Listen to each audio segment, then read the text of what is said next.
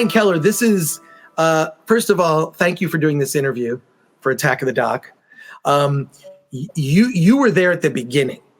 You were there at the very beginning, like before. You were there at Screensavers before Attack of the Show was called Attack of the Show. Mm-hmm. Yep. And so I don't know your pathway to that.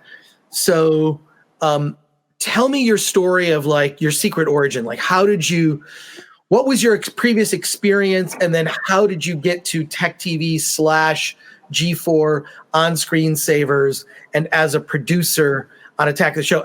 And I'm going to put you full screen too, if you don't mind.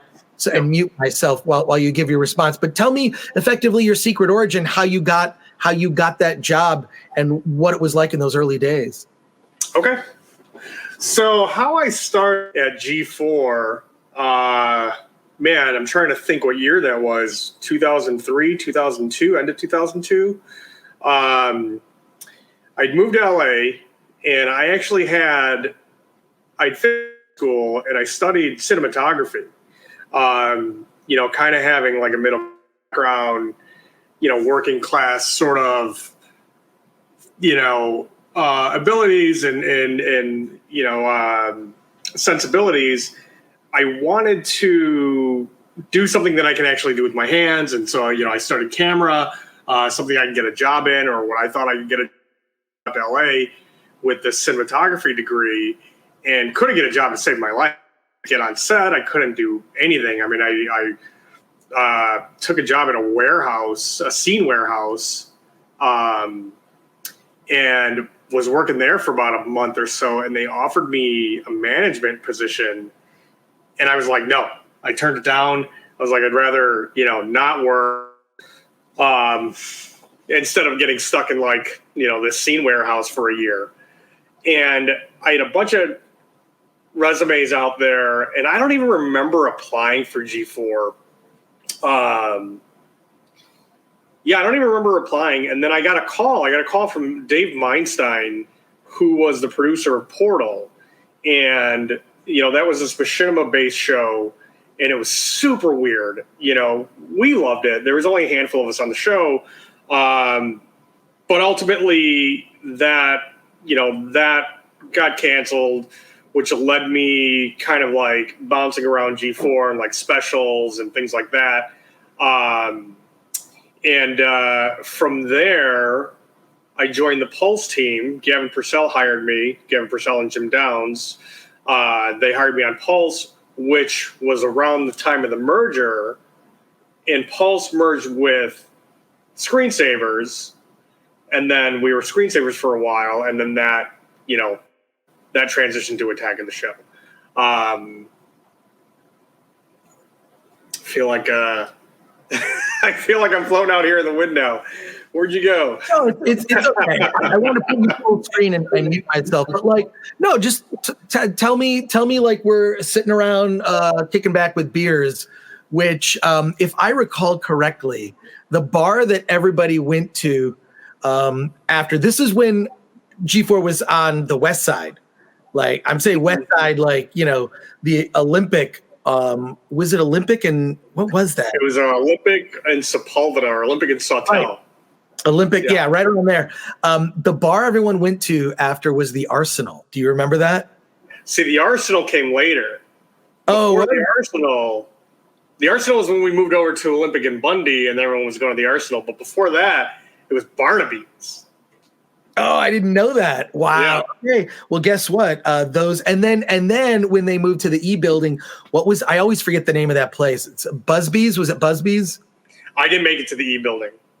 I visited, but I was already gone from the show by then. Right. Busby's was the other thing. And I just remember, they just had terrible food. I mean, I'm sure but it was just like all bar food, like very greasy, and like they couldn't make if they had tacos, they weren't very good tacos. And you can get there's so many great places to get tacos in California that like, why would you settle for a terrible taco at a greasy spoon bar? But whatever, they had cheap beer and that's all I cared about. But so tell me about that, like transition, and the interesting thing, additionally, there's a lot of people that we've lost, like, Jim Downs being, passed away in 16, John Walsh, Monica Acuna just recently.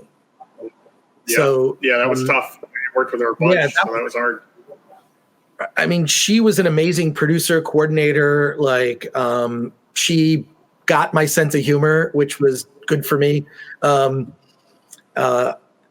So yeah, it's just been, there'll be little tribute in there to everyone. I need to find out the data of how many babies were born between 2005 and 2012, because there were babies, there were marriages and babies. Lots of babies. There were marriages and babies. But tell me about those early like Wild West days, right? It was like you were working on this Pulse thing, and then, but like, what was that early days like? Like, you're here. It's just like, I feel like it was very loosey goosey. Like, we don't know what we're doing, but make stuff, video games. Right. Yeah. And then, I'll kind of start over a little bit. Yeah. I just got distracted because think of the era. I was like, can you in other words, but think of the era. Think of the time that this was being done. Mm-hmm. Time this was being done was 2004, 2005. To be a nerd and a geek, and I can speak from experience, that is a point of shame. I've got long boxes of comics. I have action figures. I'm a fully formed adult. At that time, I even had kids. My kids were little then. But to be a nerd at that time was not something to be proud of. So as G4 started, there was stigma that existed. It wasn't really until the end of like, oh, nerd culture is big now. San Diego Comic-Con is the place where celebrities go. Paris Hilton is going to San Diego Comic-Con. So that was my pitch, San Diego Comic-Con. Oh, okay. Wait a second. Argue about San Diego Comic-Con because I told Gavin Purcell, I said, I have to take time off. Yeah. I have to go to San Diego Comic-Con because I went every year. For me, it was like, I'd go down on a Tuesday, and whenever I said, can I pre-tape my DVD Tuesday thing? And I'm just going to like, and eventually convinced me not to do it. But I like immediately was packed to go to Comic-Con and like did my segment and then drove down immediately. And when I asked him, he said, well, why do you need to take time off? I said, I'm going to this thing called Comic-Con. And Gavin's response to me, I remember it vividly. He said, is that a convention for comedians? See, I remember pitching it. And I told him, I said, I'm going to be there. I said, you should go down. You should go check it out. It's like exactly the audience for G4. So me. Okay. So, and you were down there with a field crew and Kevin. I want to hear all of that, but we need to, first of all, put a pin in that story. Okay. Don't forget it. Along with the Olivia, the story you're going to tell about that junket that went awry. that affected me later. It didn't just go awry. No. Colin Farrell would not talk to G4 when he had a movie at the Sundance Film Festival. I talked to like everyone except for him. He had a movie at Sundance, and it was like his publicist refused to speak to us. I'm validated. I tell the story at parties, and like people do it. Oh no! Well, Colin Farrell was like, "I'm taking your fucking tapes." Oh my God! No, okay. So okay. Those are two stories we need to hear. Yeah, absolutely. But this is. I like to ask people this. Just how did you get there? What was that process? I'm going to mute myself, but I'll jump in. Okay. But yeah, no. Tell me, like it was weird. I mean, a lot of people didn't, because also it's not like you were applying to be on G4. It was like, oh, this is this fucking, I don't know what this thing is. No one knew what it was. So it's like almost you didn't know what you were getting into. It was just a job. Mm-hmm. It's what it became later that it had this more significance where you're still to this day getting discounts at Best Buy.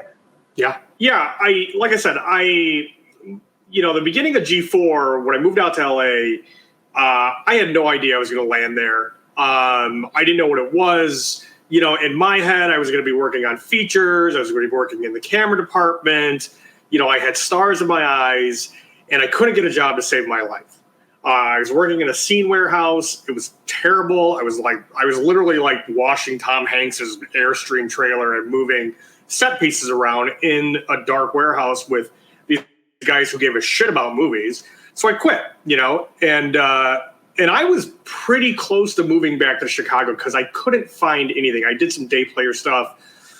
And So I get this call from Dave Meinstein, who was producing Portal, and Portal was this machinima show, which, was super underrated and weird, that does not get enough attention to this day, because like a lot of the culture kind of blew up after that. But that show, wasn't really seen for like the beauty that it was, and it lasted a couple seasons and then it was canceled. I bounced around in specials. I kind of thought that I was going to get laid off, but I didn't. I sort of weathered the storm. I got picked up by Pulse, which was being produced by Gavin Purcell and Jim Downs, rest in peace. That show, it was newsy and it was more video game news. And to this, still, it was like a year later, nobody knew what we were doing. Like, even me, I kind of felt like an imposter because it wasn't a big video game head. I do have like a background, like family background here in Chicago. My mom used to work for Midway Games and I was always a big nerd. So it started kind of taking shape. Like I started feeling like I was part of something special because there were other like-minded people into toys, people into comics, people into movies.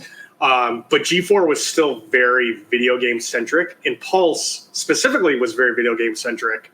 But it started to change. Then the Tech TV merger was kind of rumbling around the office. No one really knew what to think about that. But then what had happened was Tech TV and Screensavers merged with Pulse, and we kind of like integrated shows into existing teams. And that was a fun time in the office because it was like school. You know what I mean? It was like G4 was like this new school, and you had your little pockets of people, and then all these new kids come, and nobody really knew what to think. And now they're merging teams, and everyone's just like, what are we doing? What is this channel? Every time I go out and tell people what I do, they don't even know what I'm doing. It was like, it was cool. It was like everyone was making it up as we went along.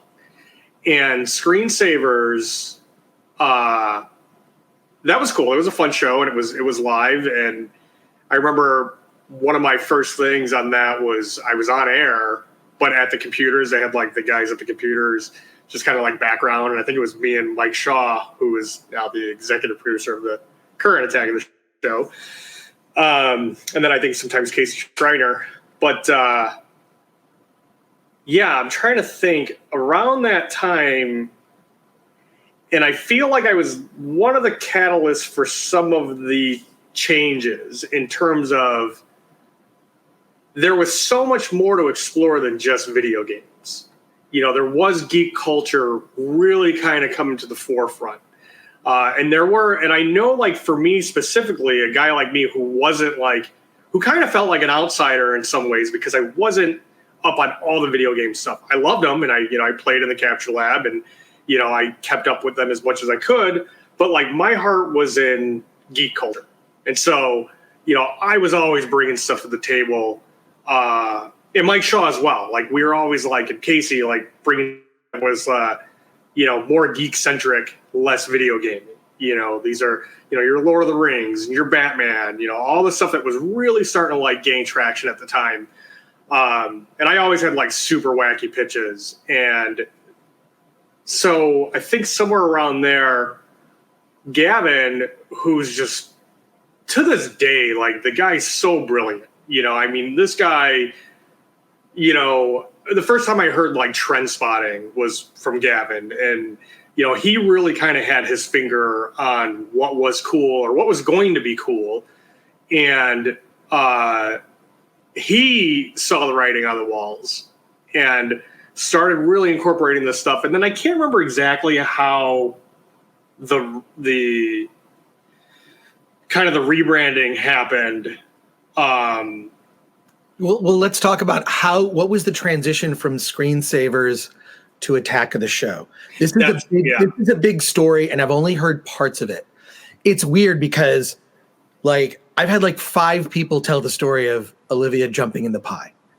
And one of the fun things I want to try to do is literally do get us a model and actually show like you're planning a heist, like the Zapruder film, like we're going to examine the jumping in the pie, and Kevin wearing the French maid's outfit.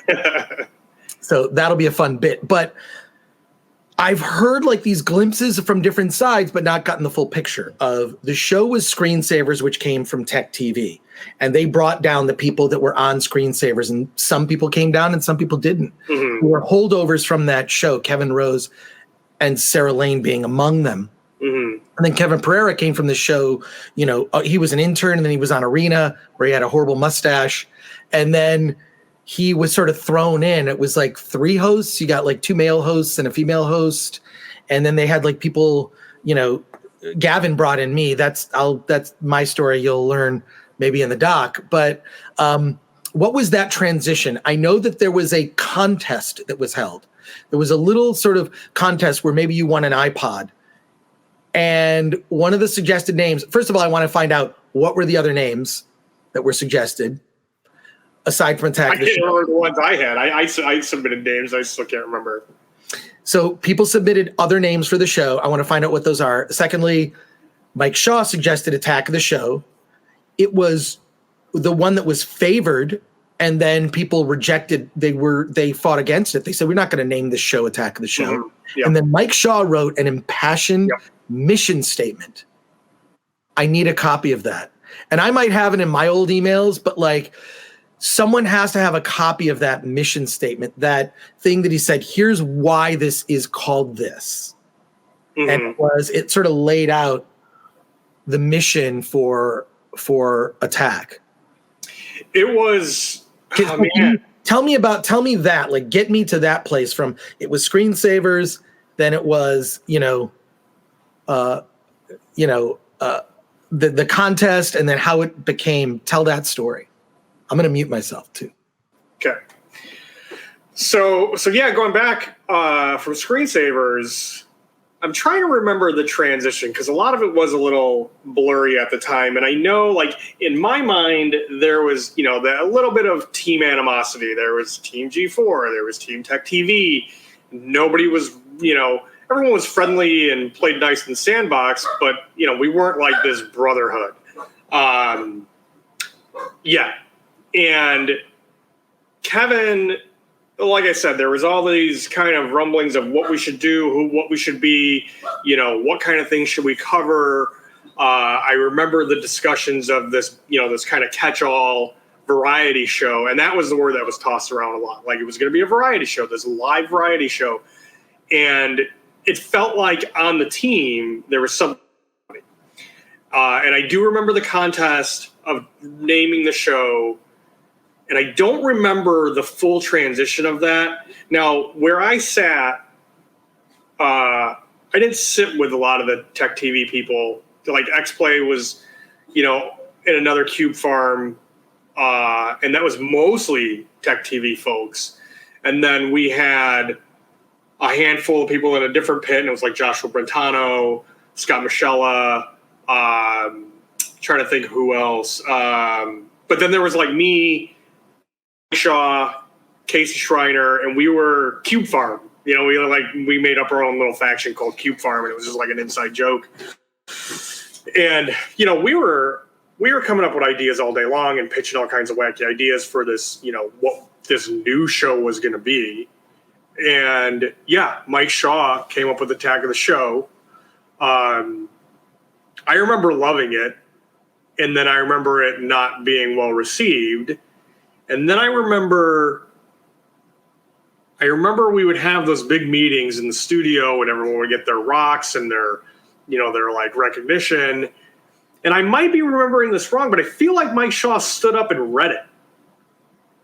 I don't know if anyone else has told the story the same way, but I almost feel like he stood up and it was this passionate, we're not football, we're Lord of the Rings, we're not this, we're that. And it just hit the nail on the head. It was like, I get emotional hearing about it or talking about it. Because it was like, yes, that's it. That's who we are. And trying to remember and try not to get weepy about it because it's like, it was cool.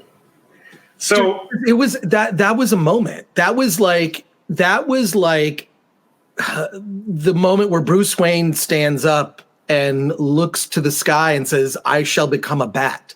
You know, I mean, I'm getting chills hearing you tell me about it. And I've heard this story before, but not quite gotten the emotional response. Like that was it. It was sort of the culmination of like being underdogs, right? Like geek culture is underdogs. Geek culture is filled with, you know, like I said, I hid my geek side of myself in shame. And Attack of the Show was the first time I could be proud to be a nerd, like proud. And not only that, I'm surrounded by people that everyone was a nerd. There wasn't a single person that worked on that show that didn't have some nerddom at some level. I mean, whether it was, you know, magic cards or video games or comic books or Batman or whatever. Mike Shaw and I shared an obsession with Batman. Yeah. But yeah, no, that whether that happened or not, I'm just going to say that that's the lore now. And because that's what I remember. And I remember like, and I'm an emotional guy. So I remember like it speaking to me at the time. That's why I like bringing it up. I'm like, oh my God, I'm ready to cry because it's like, it was a moment. It was a moment in time that Shaw captured. Yeah. And it was like, yes, you fucking nailed it. Like that's exactly who we are. And that's exactly why we should be this. And I like to think that was the turning point where Tech TV and the G4 folks really were like, yeah, we're all the same. They're like, we're all the same. We're all in this together. Let's fucking do this. And that show became the tentpole, you know, and if you worked on it, you were damn lucky. Like you're like, yeah, I work on Attack of the Show. So yeah, that's kind of my recollection of it. Sorry. Oh no, you go ahead. Sorry. Yeah, and then from there it was like the wheels were off the bus. The nuts were running the nut house. We were throwing ideas. We were just like, you know, when Attack launched, I remember being so excited because it was like, yes, now I could throw anything at the wall. You know, now any wacky idea, we could see if it sticks. And I did, you know, at the time, vinyl toy culture was starting to pick up. Street art was starting to pick up. You know, these were like things like rumbling in the undergrounds of LA. And being an artist and being, you know, a street artist, I picked up on that stuff early. You know what I mean? And so I started pitching that kind of stuff to the show. I started pitching more comic book stuff. Like I pitched Trauma, and there's my signed, you know, Lloyd Kaufman Toxic Avenger. Like, you know, I pitched anything that was super weird, and I took pride in that. I was like, the weirder, the better. What's going to happen? Like at the pitch meeting, they'll say no, you know? So that it really seems from talking to other people that were there, other producers, writers, that there was a freedom that was somehow unleashed. Tech TV was sort of boxed in, like you have to do tech and you have to take it seriously. And we're going to show you how to upgrade your Pentium computer or whatever it was at the time. Mm-hmm. You know what I mean? Like it was sort of like Screensavers was a box, and Attack of the Show stomped on the box and ripped it apart and opened up all the possibilities. And I do know that, like, can you talk about, like, let's get to Olivia, because you were there. So the show was, because when I started, I was on 3 episodes of the Screensavers, doing this DV Tuesday segment, which, you know, Mike Shaw also came up with a name for that, didn't he? I believe he did. Yeah. Yeah. So DV Tuesday. Yeah. So I was, I mean, you don't need to know my story. You'll be surprised when you see it in the doc, how I met Gavin years earlier. He never forgot me. I didn't come in to audition. He just offered me the job. And I had all but given up doing television. I was just like, I did shows for IFC, Stars, for FX, and I was just like, I don't like TV. I like being behind the scenes. I'm a writer. I like doing what I do with Film Threat. I don't like being on TV. I don't like being, because my previous experience was, we're going to make you and hip you up and you got to wear these clothes and this, and we're going to focus test you. And I was just like, what? Like, I hated doing on-camera work. And G4, via Gavin, it was the first time I was able to be myself on camera. I mean, but that's the thing. I remember that. I remember him talking about you and then doing this roundup, because it was around the same time that I pitched Fresh Ink, and that was the comic book review segment. And I, again, like it goes back to like throwing as many things at the wall as we could. And I was like, we need a comic book review segment. We needed this segment. We needed that segment. And comic books was a no-brainer. It was similar. And I'll kind of transition to Olivia, because there was that sweet spot before Olivia. And I don't want to, I want to paint this in the right light, but there was that, like when I say the nuts are running the nut house, pre-Olivia was that sweet spot. And those were my formative years on the show. And it was like when Gavin was talking about bringing you on, when Fresh Ink became a thing, like how do we review comic books?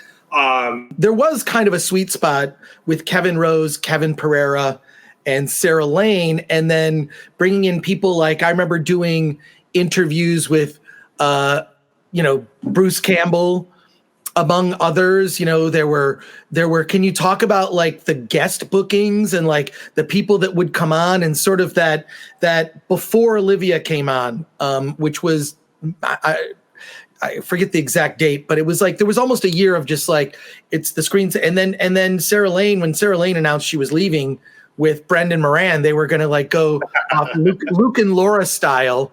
They were going to go off and, travel the world. I remember that. Yeah. It was like, well, that's very romantic and fanciful. That's you could do that. So she announced she was leaving, but before that sort of like, I remember there were segments with Brendan Moran, and they were like, it seems like there was a lot of like throwing everything at the wall and just kind of trying to see what worked. And it was, for me, it was a freelance gig. I mean, I wasn't on salary. I came in and I think I was paid like $250 every time I did a TV Tuesday. It was like, it's like, okay, an extra $1,000 a month. I can use that money. That's cool. But it was like a freelance fun thing. And just like, oh, good. I get to promote my Film Threat thing on this, and I can wear whatever t-shirt I want. So maybe I'll wear a Film Threat t-shirt. So Blair Butler, that's where I drew the blank. Oh, that's right. Blair Butler. Okay. Yeah. Look, I get a lot of blanks, but maybe you want to pick up to like Fresh Ink and Blair Butler, but talk about that like the era before Olivia. Yeah, I'll come back to that, because that Fresh Ink was kind of part of that thought. But yeah, so there was that sweet spot year where we were just doing anything and everything. Brendan Moran was doing, his segments. I did a couple with him on the road. We did like Brendan's Babes Gone Bananas, in New Orleans post Katrina. And I remember pitching a lot of stuff that, would take me places like, New Orleans during Mardi Gras. We would do a Brendan Moran segment. But there was, Office Jesus. There was Office Batman. There was all this really great stuff. There was DVD Tuesday. There were toy segment reviews. There were comic book reviews, video game reviews. And then a lot of the cool guests that we brought on, the first person for the first show, our first celebrity was Tom Green. That was fun. Like I produced that segment. Yeah, I don't know how much you want me to go into some of that stuff. Yeah, go into it. Like, Yeah, so Tom Green was on the show, but like it was like these were also not your traditional celebrity bookings, right? There were scientists. There was Michio. What was his name? Michio. I forget his name. He's like this astronomer, physicist. Oh, I don't know if I remember that one. I kind of remember it. But yeah, I mean, like there were like a lot of like the bookings were not like what would be considered a traditional celebrity. These were nerd-lebrities. Yeah. So, okay. So some of the bookings on Attack of the Show weren't what you would normally see on any other talk show, you know, in a similar format. You know, we had things on there like Strindberg and Helium, which was some really off the wall, really popular internet cartoon, but these people had never been on TV. And then you bring them on TV and you just have dead air because they have no idea why they're even there. You know, we had people that hadn't been in the limelight for a long time, like Tom Green. I think Tom Green was our first celebrity interview, and he had been off MTV for a while, and he had started, you know, post-cancer, he had started a vlog, which, you know, people were calling vlogs back then. And that was one of the reasons that he came on the show, because we were like, hey, this guy's doing this thing. He's got his internet show. And back then, people were turning their nose up like, oh, what, Tom Green? He's on the internet? Like, who cares? Whatever. But it was brilliant. And because he was doing stuff that's normal now, that's beyond normal now. That's the mainstream. You know, he was blogging about his day, being weird, being wacky. You know, we went to his house and kind of recreated some of the stuff that he was doing on his website. And then he came on and he was fantastic. You know, he was everything that you wanted from a celebrity or nerd-lebrity for Attack of the Show. He just kind of got it, you know, and like him and Kevin had this great chemistry. And that was one of the greatest things about Kevin Pereira. Like, he was certainly, you know, the video game guy, tech guy, but he had this charisma that he grew into. And, you know, Kevin and I actually started on the same day as PAs, and we met in the parking lot. He asked me for directions, you know, where to get into the building. And I was like, it was like first day of school, like, oh, hey, how's it going?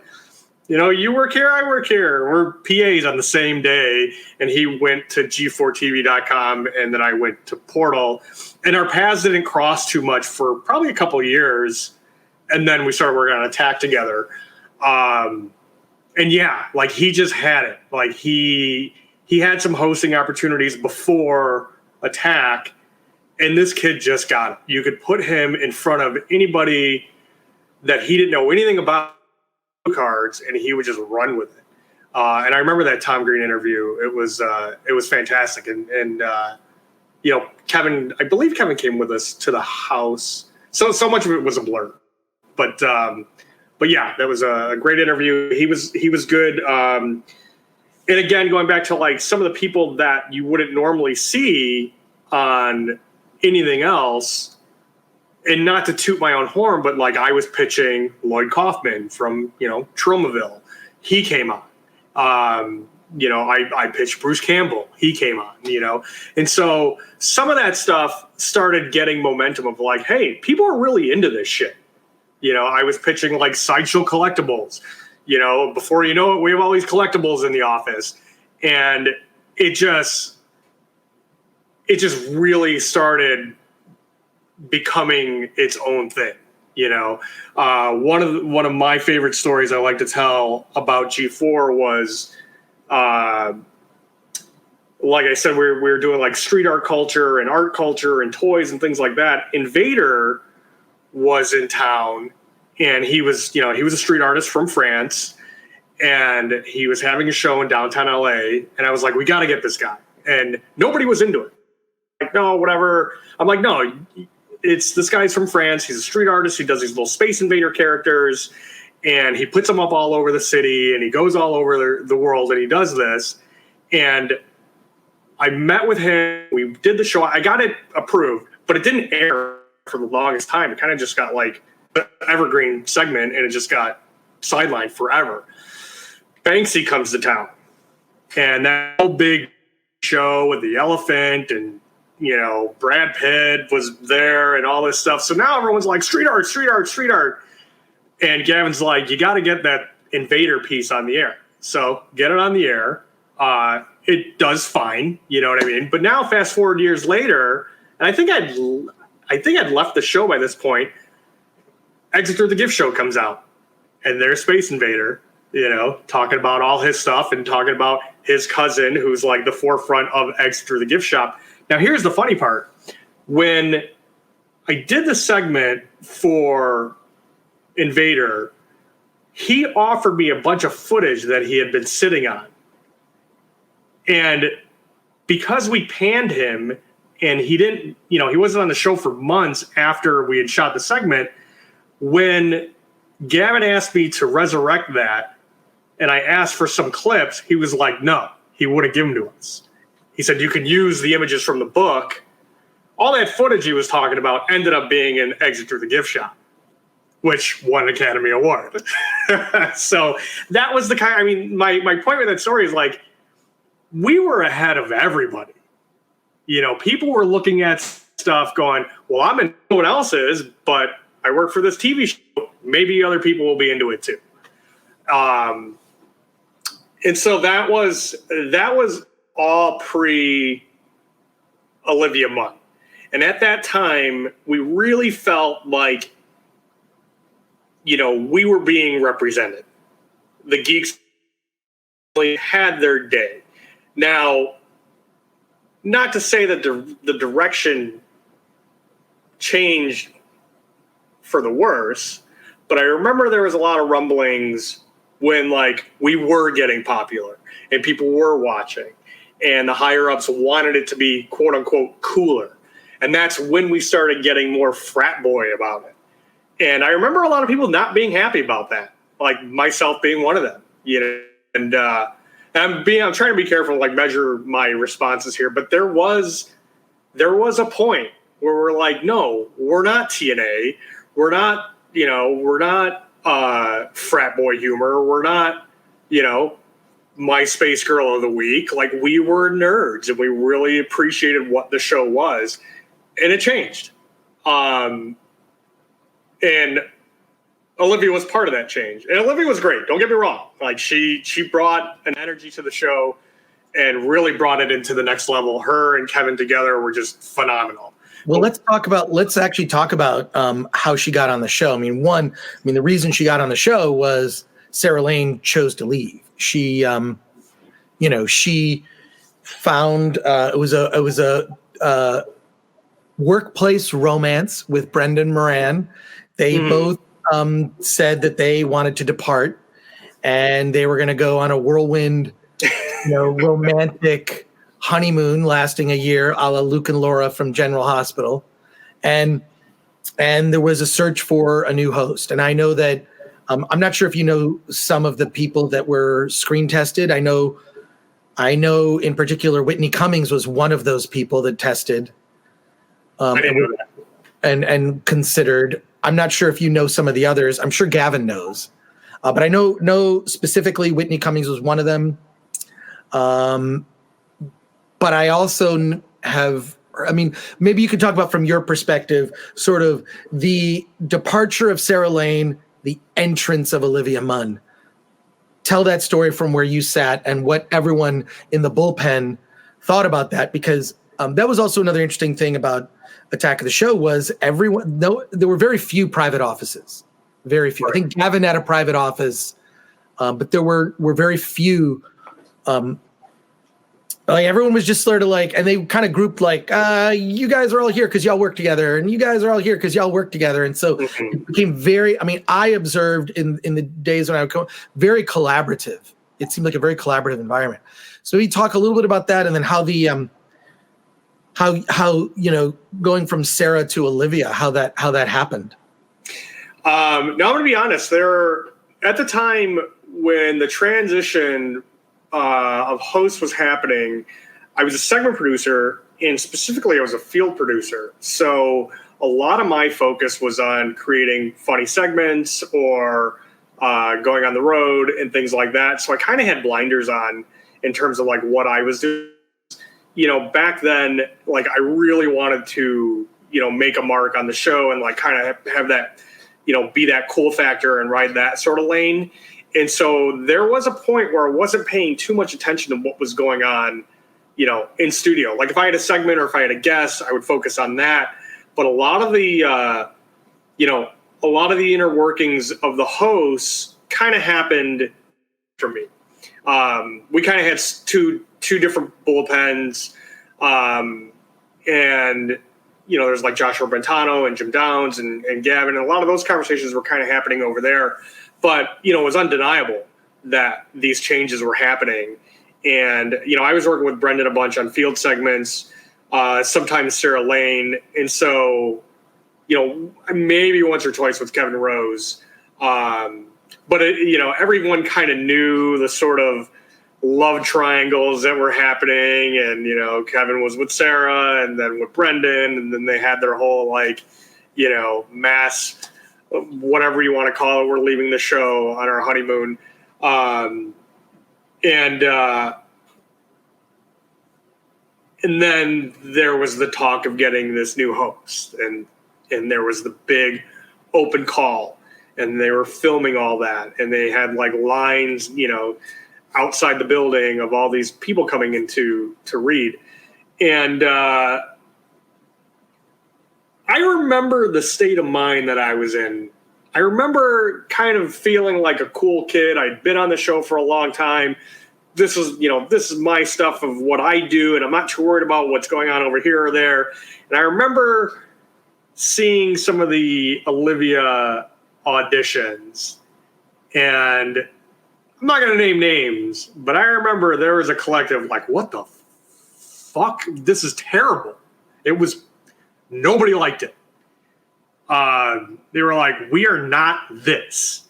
What is she doing? She doesn't win anything. It was very much like, this is mine. Who's this girl coming in to, change it up? And because there was the rumblings of like, we need to be cooler, and we need to be hipper, and we need to be more like MTV. And I know some of that stuff was coming from higher up, not necessarily, from internal. At least I didn't know about it. But yeah, like her reading was off. Her energy was off. It was very much like she's just here because she's eye candy sort of vibe.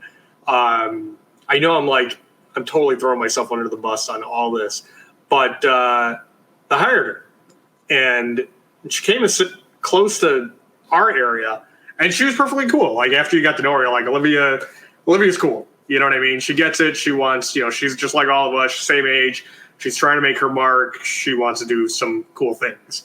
And so, like the transition, the apprehension early on faded away, at least for me, and she became like the it girl of the show. I'm told that they did a test with Kevin and Olivia, and it was immediate. Like because Kevin tested with a lot of different, women that were being considered in the co-host role. And when it was almost instant, like they had an instant rapport, instantly got each other's sense of humor. And there was a chemistry that was just like, that it's just, it when you see it.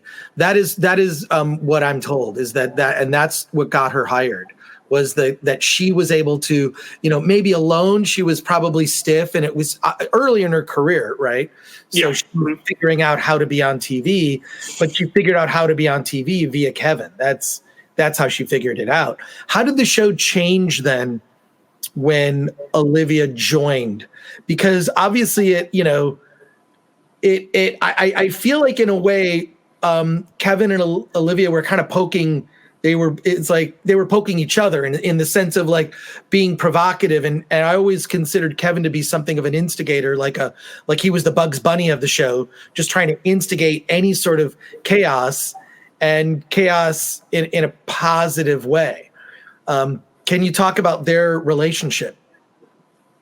Well, yeah, kind of going back to what I was saying, like at first, within our bullpen, there was some apprehension, but then after a while, people got it, and they understood the chemistry between the two of them. And they like once she kind of got over, whatever, whatever challenges or like getting used to being on the show had kind of dissipated, and she realized like, no, I'm the face of this show, and kind of leaned into it, like anybody would, you know what I mean? Like you're going to be nervous. You're, coming into a show that's pretty tight knit, and everyone has an idea they want for it. But, she found her stride, and the chemistry between those two, it was electric. And so after that transitional period, it was fun. It was fun, and she brought so much energy to the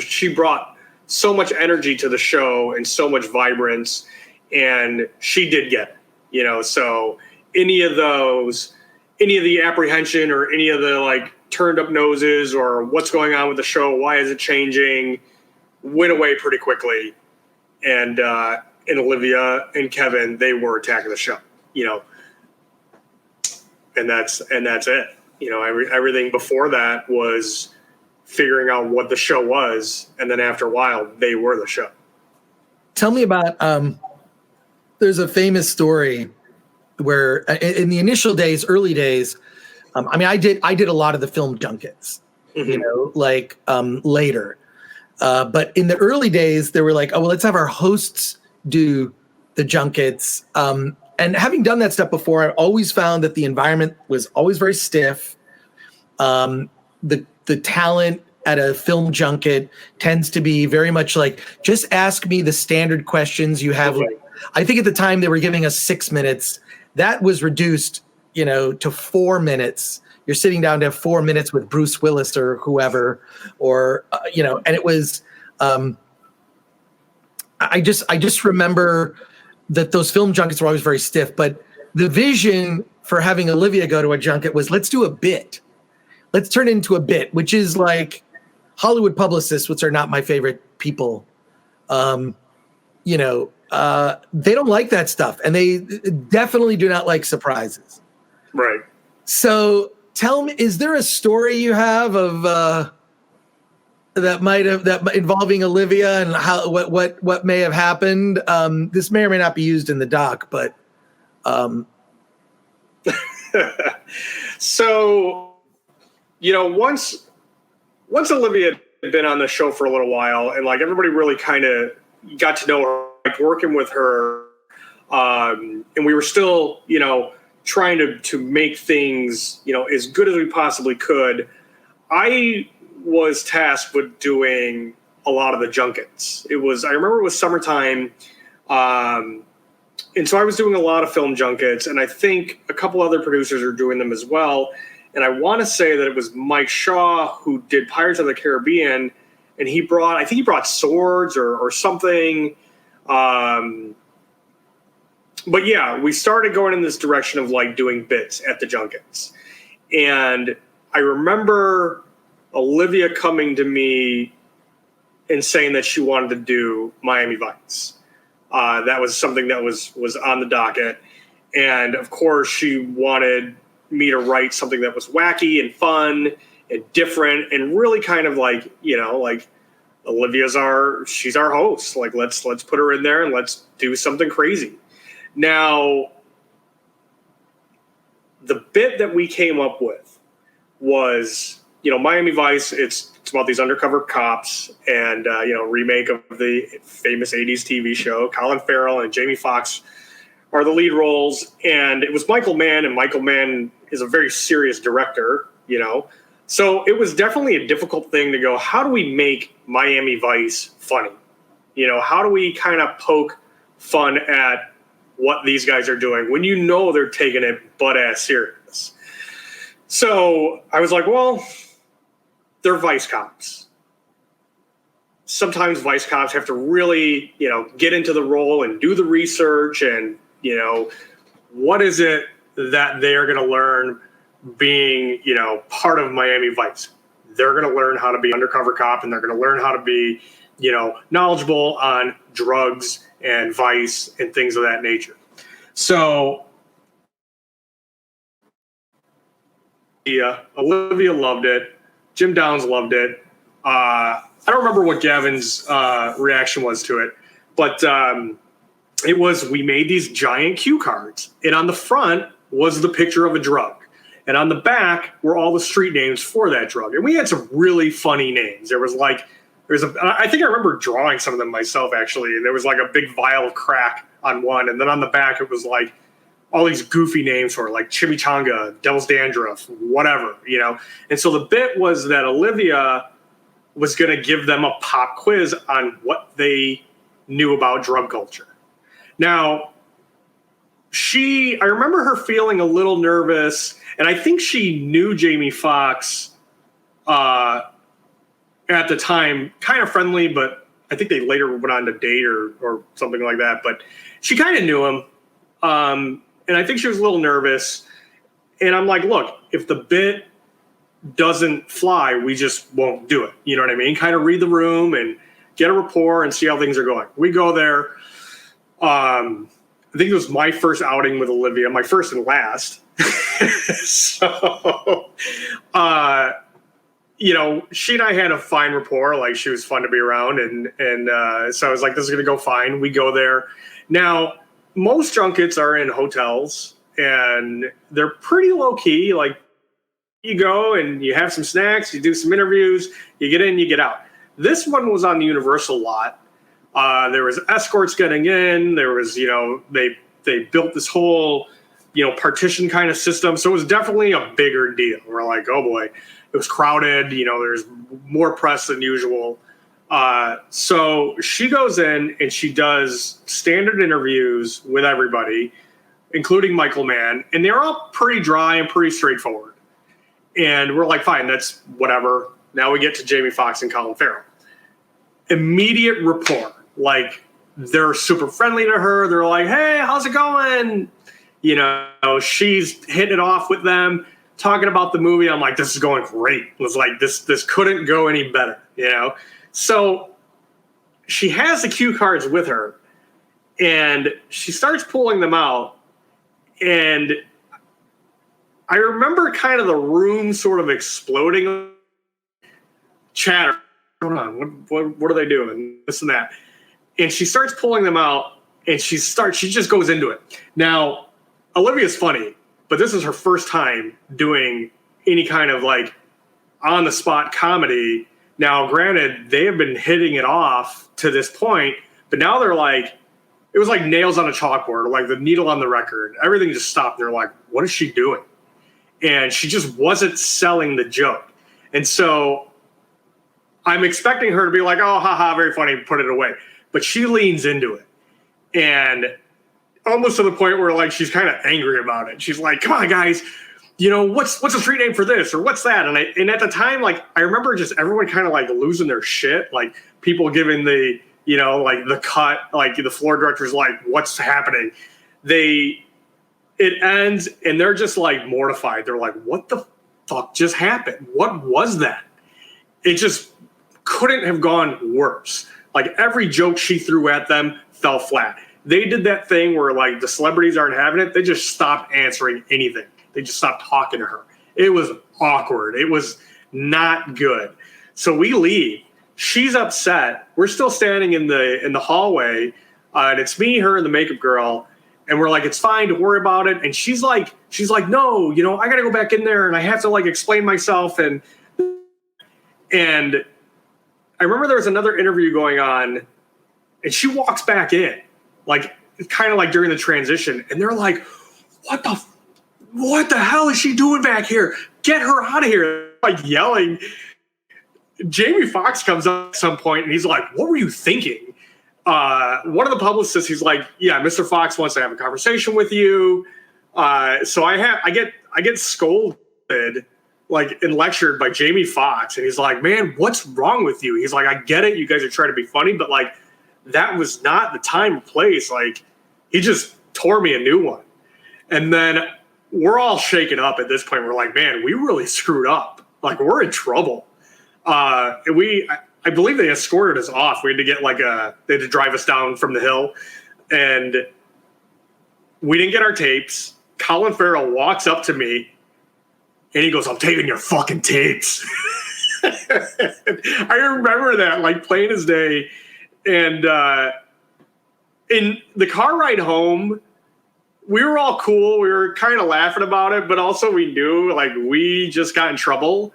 And I knew once it got back to the higher ups, we were going to be in, you know, much more trouble because I was a producer. I took the brunt of the hit, and so that was it. I mean, it wasn't as bad, kind of telling it years later, but at the time it was bad. And I think we kind of got banned from Universal junkets and other things. We got a reputation. I had been banned from some other stuff. So, but I kind of just knowing the junket environment, surprise is not something that they like at all. No. And if we're going to do a bit, it's got to be pre-approved. There's just no way that they would let you do a comedy bit, unless there was some conversation beforehand. I've even asked, I remember asking, was not when I worked for G4, but I was at another junket, and Anthony Hopkins, who was the star of this movie, it was like a small indie movie. And this is like way after like Silence of the Lambs and all his huge success. And I just asked the publicist if he had a sense of humor. And when I talked to Anthony Hopkins, I told her the joke I was going to tell. And then I told it, and he had a great sense of humor about it. It was something like, I've seen your performance in this movie. I think you're going to be a big star. I mean, he was already a big star, right? And it was a dumb joke, but I would always, my whole thing was, if ever I did any sort of joke at a junket, the joke was at my expense. The joke was like I was the center of the joke, not the talent. And that was just something that I learned doing junkets, was just like, if you look like an idiot, you're the one that's going to look like an idiot and make the talent look good. But my understanding is that Colin Farrell had some trouble with drugs, and so that was kind of not a cool thing to bring up. Like he had some dalliances with, I don't know that that's quite the right word, but he had some issues with drugs. So when Olivia did that, and I think trying to sell it too hard. I mean, she was doing her job, so I admire her for like going for it, but that's just a lesson, like film junkets, you get in, you get out, you're selling the movie and they're selling the movie. So you kind of give them, but I always feel like I have one or two questions that are for me that I would always be like, okay, I'm going to let, I just sell the movie, but now like just something that would just be different. So that was always my thing. And I heard that too. I remember hearing that story. And that Colin Farrell was pissed. And then when I went to Sundance years later, I went to Sundance with a crew from G4, and we covered a movie that Colin Farrell was in, and he would not speak to us because of our outlet. Colin Farrell literally talked to every other media outlet in that room, and years later would not talk to me. And I talked to everyone else on that movie. I forget the name of the movie. In Bruges, I think, was it? Oh yeah, I think that was the movie where I finally was like, I really like Colin Farrell. I wish I didn't piss him off. I like Colin Farrell. I really like him. He would not speak to G4, and his publicist was the one who shut it down. Like, remember, these are the people that did that drug thing, Miami Vice. Oh yeah, fuck them. Like, so it was like, whatever. Like, look. I'm validated because I knew that, and I didn't really want to go back to that, like make assumptions like, oh, Colin Farrell had a problem with drugs. Like that was the rumor, and that's why it was such a big deal. But overall, like here to give that story a little bit of setup, we had done some really funny things. And Zach Selwyn and we went to the Beverly Hilton.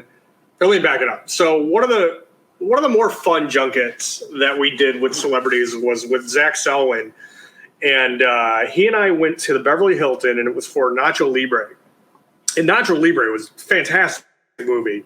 And I was really excited because I love the movie. I love Jack Black. And Zach was like the perfect host for that. And so we brought him, and he brought his guitar, and he's a comedic songwriter. Jack Black's a comedic songwriter. So we're like, hey, this is going to be great. And it was fantastic. Like to this day, that junket's still on my website because it's so funny. You know what I mean? It's Zach gives Jack Black a guitar. Jack Black instantly writes a song about G4, and it's fantastic. It was great. Couldn't have been better. We left. I wouldn't ride the elevator with us going down. but because we totally surprised him, wasn't mad at us. But I remember his publicist going, "Hey, you guys might take the next elevator," and it was just like me, Zach, Jack Black, and his publicist, and they're like, "Why don't you guys get the next one?" So he was annoyed because we totally sprung on him, but it was fantastic. Like it's a great interview. I think I sent you that one actually. So that's going in the doc for sure. Like that footage. And the good thing is, thank you for mentioning that story. I think Zach, actually, when I interviewed Zach, he did mention that also as one of the ones he was more proud of. Can you talk about, like, let's now, like, just so I, tell me about what you consider, like, what were some of the best segments that you were a part of? And then I want to talk about your departure. Then I want to talk about the end and the cancellation of G4, and then its cultural impact. Those are kind of the things I want to make sure to hit. So tell me about, like, what you think are, like, some of the best moments, and some of the worst. I mean, you mentioned one of the worst, which was the Miami Vice one. I mean, never to be seen, right? Were there also, like, because here's what I found when you say the worst moments, right? Like, some of the worst things that happened ended up being the best things that happened, meaning when the show went well, it was great. And when the show went poorly, it was great because it would be made into a bit. For example, the one thing that pops to mind is McHammer, right? Like, the McHammer bit was Olivia not knowing, post that they would phonetically spell things out for Olivia, which always screwed me up because I'd be like, I read the King's English, but, that McHammer. So some of those moments that were bad turned out to be some of the best things ever. And they would always, like, if something went wrong, it was just like, it's going wrong. We're just going to, like, let it go wrong. Yeah, exactly. But I want to get some of, like, what you consider to be the best moments, maybe ones that you were personally involved in or not necessarily personally involved in. Yeah, some of the best segments from Attack of the Show were, the non sequitur, off the cuff comedy bits, and Casey Schreiner was great for that kind of stuff. And yeah, I mean, like, Office Jesus, aka Asshole Jesus, was probably one of the best segments. And around the same time was Mike Shaw's version of Batman. And I'll get to that, but, like, Office Jesus, I think I shot a couple of those with Casey, which, was fun. And he just brought so much of that. And I think that was around the time that Casey really became, like, a strong force as a comedy writer on Attack of the Show. And I can't remember where that stuff came from, but I do remember we had a storage and art department where you just kind of found stuff. And I think that's kind of how the costume came together. Sorry, my dog just barfed, I think. So Office Jesus was this, like, hodgepodge of, some leftover wigs, some random sandals, and a white robe. And he just did the most ridiculous, mundane things, like look you dead in the eye while you're going to get a cup of coffee, and he finishes it and he drinks it in front of you. Or, someone's running down the hallway trying to catch the elevator, and she's going, wait, hold on, Jesus. And he, like, uses his magical Jesus powers to close the elevator on her face. That in my mind was that was the comedy gold of the early days of Attack of the Show. The other one was Batman. Now, the Batman Begins came out, in 2005, 2004? And I remember it was 2005. I can tell you 2005. Exactly. It was 2005. The Dark Knight was 2008. 2012 was Dark Knight Rises. Just, I don't know why I would know that, but 2005. That changed everything. That movie. So yeah, in 2005, it was amazing, and Mike Shaw loved Batman. Chris Gore loves Batman. And he created this character.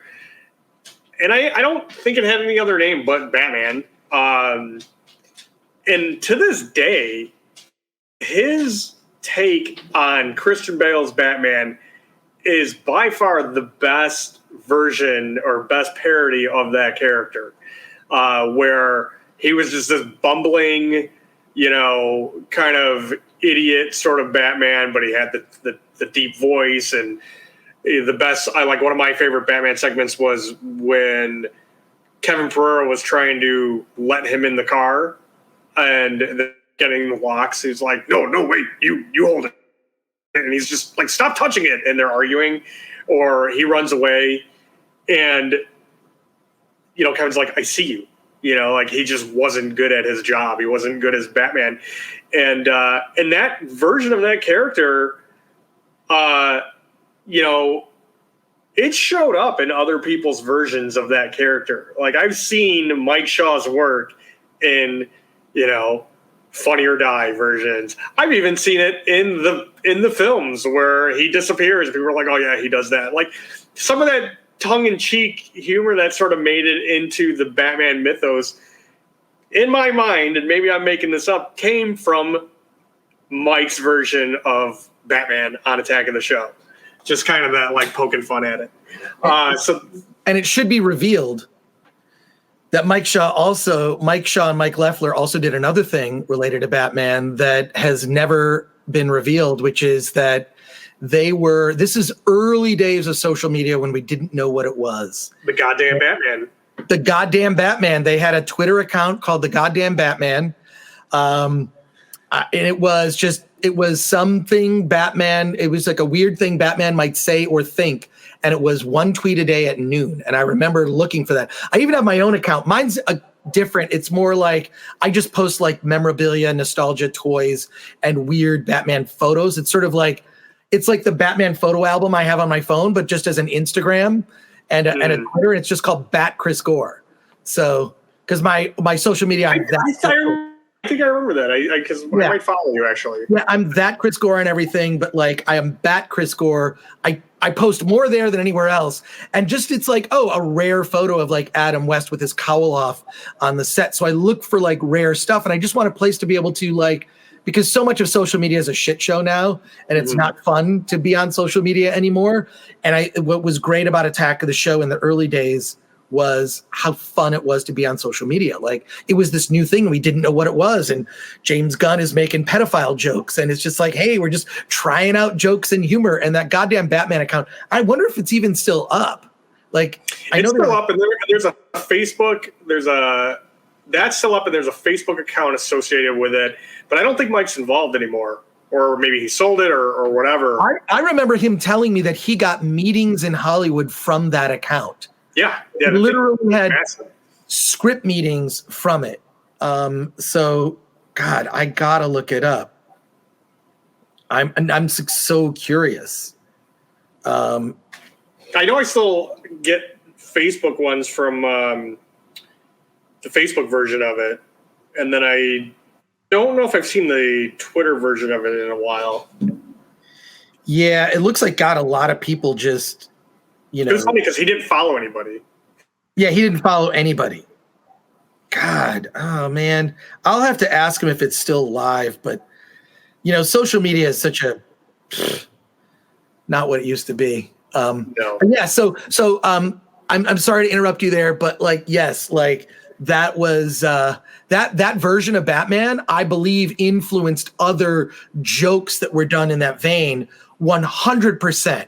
He was the first in 2005, and then other people, and I know what some of the other bits were and some of the people that did it, but they were just doing a play on what Mike Shaw did as that character, like how he sort of did this goof version of the Christian Bale Batman. It was phenomenal. What other bits can you talk about? Oh man.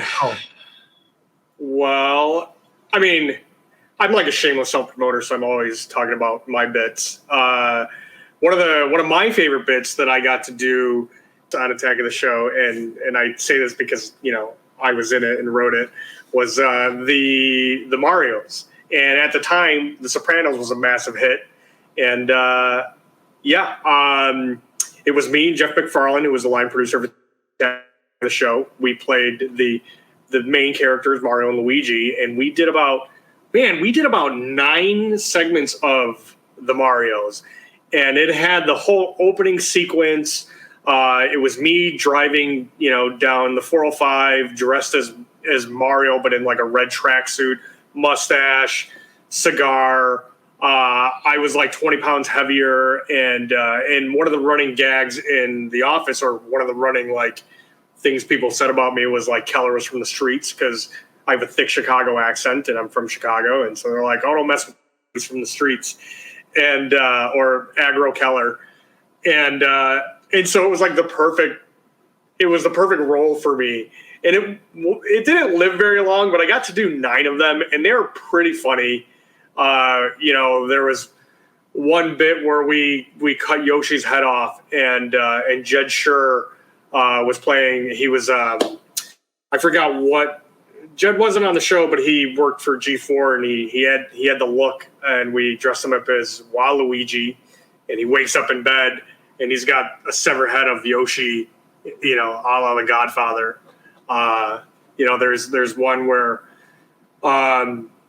Jeff and I we're doing a heist, and he runs up these stairs to do something, and I'm like, "Hey, go get the thing," and barrels start coming down, and they crush him, and it's all, that was a fun one. That was a lot of fun. We had Corrado Corretto was Donkey Kong, because Corrado Corretto, who was a producer on the show, is a bodybuilder as well, and he was just perfect. He put hair on his arms, and that was one of my favorites.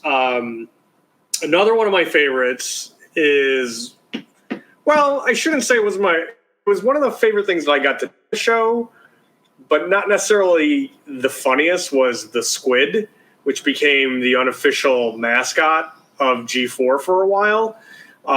So when we went to Tokyo for the Tokyo Game Show, I wrote a bunch of segments involving the squid, and we had him built by a costume designer in LA in his garage. And it's this gigantic purple, googly-eyed squid, and we brought him to Japan in a big refrigerator box. It was Brendan Hermes, who was our UPM at the time. He was our squid, pink tights and pink furry boots, and we brought him all over Tokyo. We brought him into the fish market. Kevin, it was like the Kevin and Squid show, and they're like doing this bromance all over the streets of Tokyo, and it was fantastic. I actually own the squid. Mike Shaw, I believe Mike Shaw and Casey Schreiner, and maybe a couple other people, when Attack of the Show was canceled, they finagled it to my doorstop. And one day I opened my door, and there's a giant squid in a box. And so, yeah, that was definitely one of my favorite segments and moments of working on the show. And there's the squid legacy that lives here at Brain Killer Ranch. Tell me about also, like, I think one of the things that I really loved, and I don't know when it started, was the cold opens. There would be, like, before the title sequence, there would be these weird cold opens. I think even Office Jesus appeared in some of those. Correct me if I'm wrong. But, like, can you tell me what went into the thinking of those cold opens and when that started? Because I think that really began to show the tonal shift in the show, were these weird cold opens that were non sequitur, bizarre, really funny, and you'd be like, what? Like a weird non sequitur joke, and then title of the show, the show just starts, and just a completely ignoring whatever that cold open thing was. Sometimes it involved the host, sometimes it didn't, but those cold opens I thought were a huge highlight. And when the show began doing those cold opens, it's like that's when it was like starting. I felt like it was starting to gel, at least as a viewer, because I would watch everything of Attack of the Show with the exception of my own segments, because I would cringe when I see myself on television. But tell me about those cold opens and what went into the thinking of that, because I'm going to guess that you were involved. One of the cool things about the show were the cold opens, and I think that's where Office Jesus and Batman got their start. I think even the Marios were part of that as well. And they were these, in the pitch meeting, you'd go down your rundown, like what's going to be on the show today, who's our guest, what's our cold open. Sometimes there wasn't one written for the day. And so as soon as that meeting broke, somebody was assigned to do a cold open. I wasn't involved in a lot of them. I was involved in a few of them, so there's nothing kind of like stands out. But overall, like the cold opens were amazing. They definitely set the tone for like, we're doing what we want, and if it's funny to us, we're putting it on TV. And that was one of the great things about working on the show. You could have an idea at your desk at 9 a.m, and someone's going, all right, get it on TV by 4. So, and the cold opens were a big part of that. And they were just hilarious.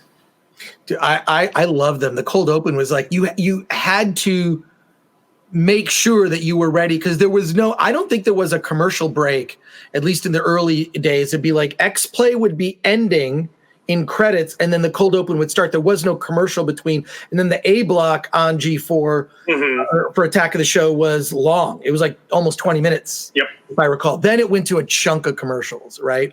But there wasn't a commercial break, and then the show, just my recollection of it, correct me if I'm wrong, maybe it's because I used to DVR it,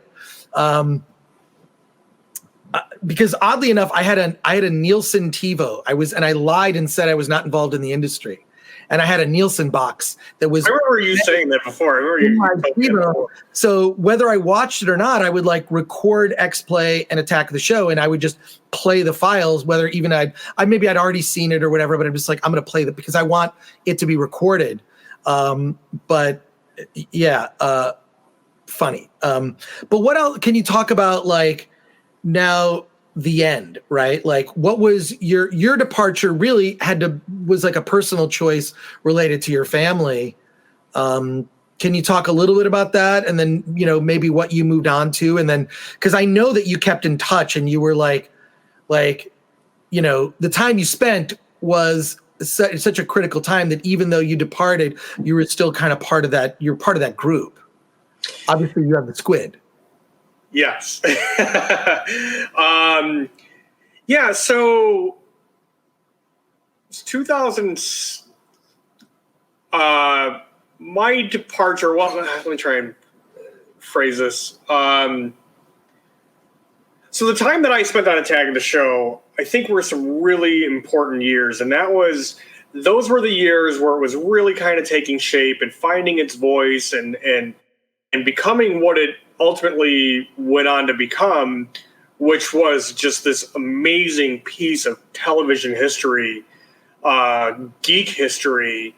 And, it's forever just loved and cared for by so many people. And when I left, it was, it was definitely with a heavy heart. I didn't want to leave the show. But, I also wanted to raise my son in Chicago. I had family and things like that. I've stayed in the industry, and I've gone on to do some really cool things. And, like I've stayed in touch with a lot of people from G4. I've worked with people from G4 here in Chicago. Nick Center, who was not on Attack of the Show, he's also from Chicago. And he and I have done tons of commercials together for The Onion or ad agencies here in town. Some really funny stuff. And working, and I know like a lot of this isn't going to go in the doc, but like working with him and, being from G4, we still had that sensibility. So like he and I just worked together great. Like we just got it. So everything that I took from G4 and Attack of the Show, I brought over into my personal work, into my artwork, into my film work, all of it. As you can see, like I'm still super huge nerd. And in a lot of ways, G4 was this fraternity. And it doesn't matter when you went there, what show you were on. Now, the best show to be on was Attack of the Show. But there is this brotherhood. And years later, going on 20 years later, you talk to somebody from G4 that was there, and it's lightning in a bottle. And the people who were there, who saw it, grow, we'll never forget it. It's, I equate it to like a second film school or a grad school or a fraternity. You'll never get that again.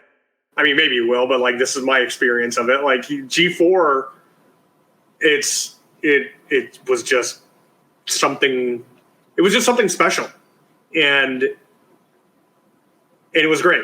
And I carry all that experience with me to this day.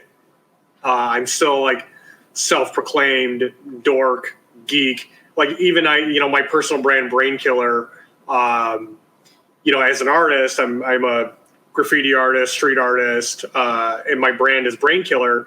And in it, it calls the geek culture. Like I'm an artist of geek culture, and people love that. People gravitate towards it, and I think that's I owe so much of that to my years.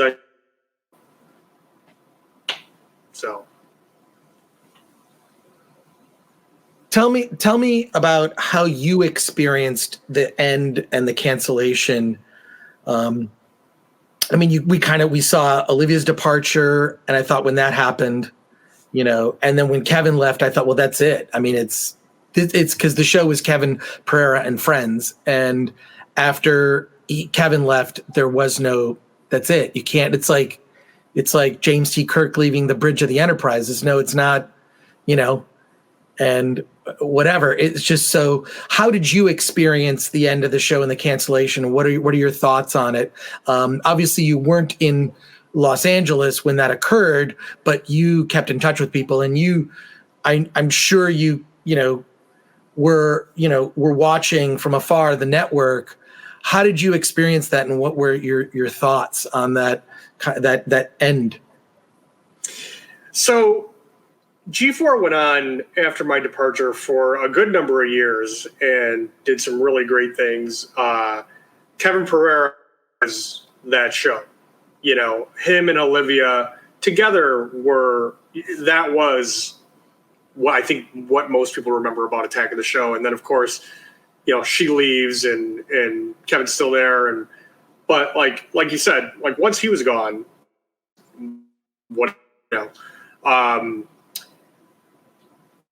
be honest, there was a part of me that didn't want to watch the show after I left because I was sad about it, and so I would catch things here and there, and I try and keep up on like what people were doing, and kind of stayed in my lane, and like kind of kept that experience to myself of like that happened, and now I'm no longer a part of it, and it's its own thing, and I'm going to do my own thing. So when it was canceled, it was sad, and it was the end of an era. And even though I hadn't been on the show for a number of years, it was really sad to see it go, and it was really sad to see the network go. Because I really think that it didn't need to. I think that it should have continued, and now that it's back, that's great. I think they have an uphill battle, especially with the way that content is delivered and consumed, and but I don't think you're ever going to get the old G4 back, and I don't think people really understand what it was to people, fans, people who were in it, I think it's the legacy for me is like that's when we celebrated all the things, and now we just shit on each other on social media, and it's disheartening to me, these tools, and you can track kind of when it happened. Like, I don't know if you've seen that documentary on Netflix called The Social Dilemma, but they didn't start tweaking the algorithm of Twitter. I mean, your feed was your feed. You created your feed. You chose what to see. Right? There weren't ads. There weren't like, it was just like, hey, I want to see only nerd stuff and fun things on Twitter. Mm-hmm. And that doesn't lead to long-term engagement. Long-term engagement is you being provoked and the amplification of extreme voices on either end of the conversation about anything. It could be a conversation about the Snyder Cut. It could be a conversation about presidential politics. It could be a conversation about Star Wars, whether you loved it or hated it. And only it feels, once they started tweaking the algorithm, that's when social media, which is around 2011, 2012, when they began to like move those levers. And that's when social media for me became not fun. And it was this experimental cool thing where you could just like, I'm going to try out a dumb joke. And then suddenly, James Gunn years later is canceled, because somehow he, whatever. Oh, no, I know exactly. Like around that time, I had started Brain Keller, and it actually started as like an experimental film project. And I was named best filmmaker in Chicago by the Chicago Reader, and like I was like really getting a lot of momentum and getting work out of it, and then rolled it into the art side and doing murals, and there was like some really good momentum around the time. Like the algorithm started changing, my engagement started dropping. You know what I mean? And it was like what happened? Well, most of the people I think that followed me from like G4. And then since then, I just don't tweet as much because politically speaking, I'm very middle of the road, probably conservative when it comes to like raising children, but on almost every other thing, so there's no party for me. I think both political parties are a scam. It's just corporate bullshit. I'm a self-proclaimed anarchist. Yeah. I mean, but politically speaking, I'm just middle of the road. I'm like, hey, we should be able to do what we want, but the landscape now is just horrifying, and the pitting people against each other is terrifying. And I don't fall into that. I refuse to be influenced by that. Refuse to be influenced away to hate someone, because of their political persuasion. I'm not going to do it. Sure. Don't give in to hate. That leads to the dark side. I don't know. Did we forget? But so this era that G4 existed was sort of this idyllic time where social media was not tweaking us to hate each other. And since it's gone away, geek culture is just like, I don't know how they're going to easily do the things they used to do. I don't know what it's going to be. Or how it can be allowed to be because I think we pay way too much attention. Twitter is not the real world. That is not the real world. It represents a certain ideology. And I think that we pay too much attention to it. We take it too seriously. And when I go out in the world, you'd see people hate each other, but then you go out in the world and I see people and we're all smiling and we're shopping at Trader Joe's and everybody's nice to each other. Why can't we do that online? You're right. Part of the running thread for the doc for me is that I don't believe we're ever going to solve any problems until we learn to speak to each other respectfully online. And that's sort of going to be just by showing the contrast of how things were and maybe with the way things are now, noticing that and going, oh, wow, things were different then. They were different. Why can't we get back to that? It's not like it's the theme of the movie, but it's like there'll be a subtle thread of like this, and we tend to like idolize in our minds like memories. Things were so much better back then, but actually they were better. They were much better than they are today as we spiral closer and closer to our dystopian future that is our present. But dude, separate from this, I got to send you some stuff with Film Threat because if you ever need help on your movie stuff, I can help via my outlet. Hey, if you ever need anything, you need a mural for an event or any of that stuff, I will, 100% will. What are your feelings about the legacy of Attack of the Show? We kind of actually talked about it a little bit, but what are your feelings about the legacy and what it meant to pop culture and fandom? I mean, I personally have a theory that YouTube would not be what it is without Attack of the Show and G4 TV, because it proved that people that were passionate about comic books, movies, TV, video games could talk about those things that weren't trained TV hosts. I had no formal TV training at all. Like, you're just passionate about that, you can talk about it. And the legacy I think that's left here are the children of G4 are everyone who's hosting shows on YouTube. I feel like it proved it could be done, because at the time, if you recall, you couldn't even post more than 10 minutes on YouTube, right? So that's my take on it. That's sort of what I feel. But what are your thoughts on the legacy, how fandom has changed? I'm asking sort of the big sum up question. And I'm speaking long on purpose to stall to give you time to think of a brilliant and clever answer. I'm not putting you on the spot, but what are your thoughts on the legacy of what Attack of the Show and G4 meant? What its influence was, and what the old show kind of left to a new generation of geek fandom. So that's funny. That was always Brendan Moran's thing. So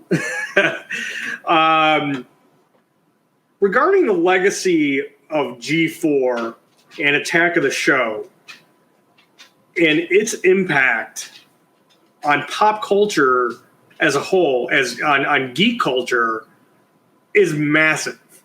Now, this is coming from a guy that, I'm romanticizing it quite a bit. I was there. So I saw it all happen, and then saw it grow.